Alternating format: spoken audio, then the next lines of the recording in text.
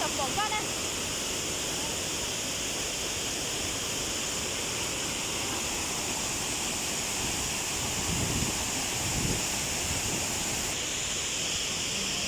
Bé mình sẽ tận họ thế này.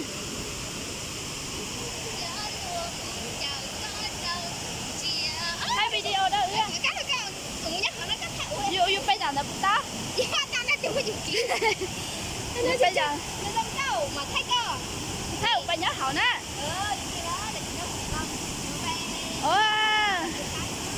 Còn nó chơi là uai nó tuổi chủ nè, nó nè, nó thì chơi lia là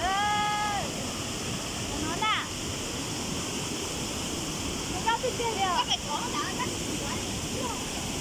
nó chơi là chỉ uai nó hết mà, nó nhớ tăng quân gì nữa, nó thì chơi, nó chơi là uai tuổi chủ nó mà,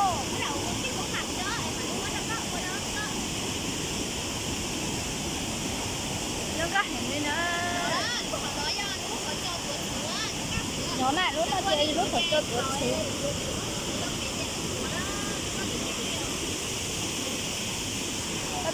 Bé.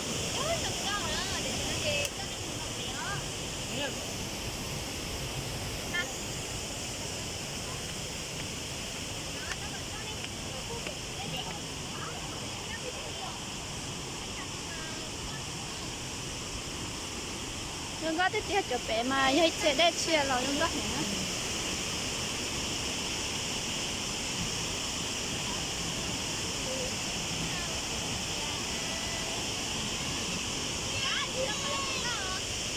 Chúng có sao?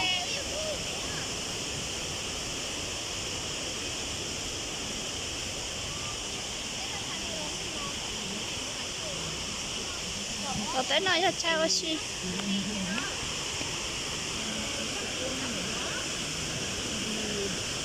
Nhưng có tiếp theo là chỗ nào thông theo là tốt là suy đến mà gió dùng ra.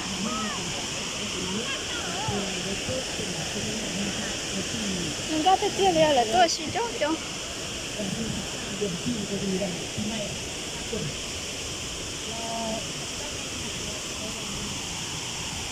Cho nên một sai à.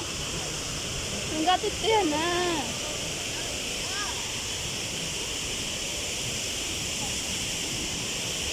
Wow, con cá tiếp theo.